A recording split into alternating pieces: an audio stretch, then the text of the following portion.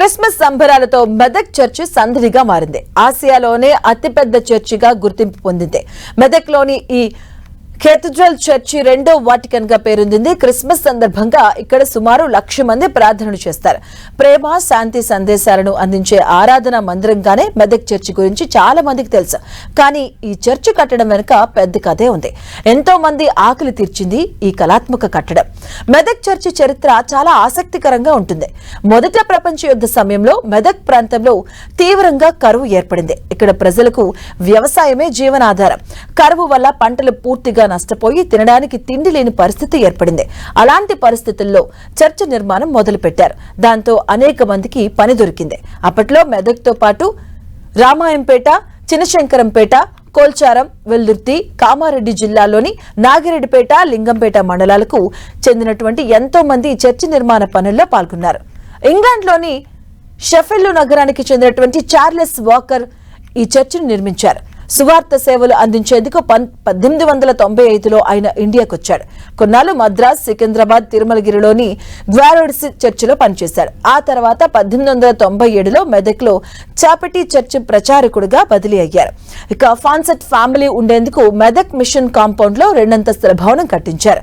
ఒకరోజు సాయంత్రం ఫాస్నెట్ తన భవనంపై నడుస్తూ చర్చిని చూశారు. తన ఇంటి కంటే చర్చి చిన్నగా ఉండడం అపచారంగా భావించాడు. అప్పుడే పెద్ద చర్చిని కట్టించాలని నిర్ణయించుకున్నాడు. ఇక తన స్నేహితుడైన ఇంజనీర్ బ్రాషర్తో 200 మోడల్స్ గీయించిన ఒక మోడల్ సెలెక్ట్ చేశాడు. 1914లో ప్రారంభమైన ఈ చర్చి నిర్మాణం పనులు 10 ఏళ్లు కొనసాగాయి. రాళ్లు, సున్నం ఉపయోగించి 173 అడుగుల ఎత్తు, 100 అడుగుల వెడల్పు, 200 అడుగుల పొడవుతో ఈ చర్చిని గోరిక్ శైలిలో నిర్మించారు. ఇక ఈ చర్చి నిర్మాణంలో దేశ విదేశాలకు చెందిన ఎంతో మంది నిపుణులు పనిచేశారు.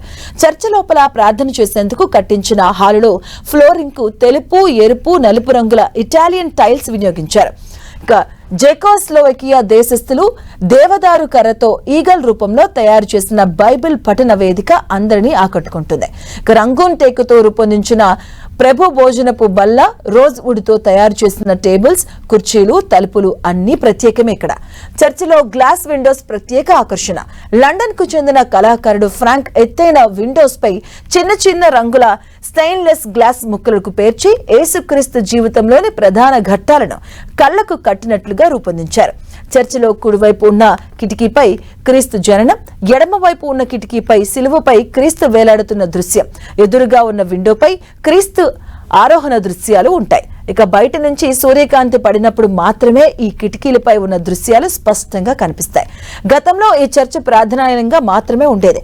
1947లో చర్చ్ ఆఫ్ సౌత్ ఇండియా ఆవిర్భవించాక డయాసిస్ కేంద్రంగా మారింది. ఇక ఆ తర్వాత ఈ చర్చికి బిషప్ ను నియమించడంతో కేథడ్రల్ అయింది. ఇక ఉమ్మడి మెదక్, నిజామాబాద్, ఆదిలాబాద్, రంగారెడ్డి, హైదరాబాద్ జిల్లాలు ఈ చర్చి పదిలో ఉన్నాయి.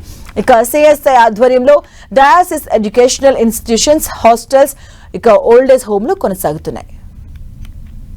ఇక మెదక్ చర్చిలో ప్రతి ఏటా క్రిస్మస్ వేడుకలు వైభవంగా జరుగుతాయి. పర్యాటకులు మాత్రం ఏడాది పొడవునా చర్చిని చూసేందుకు వస్తుంటారు.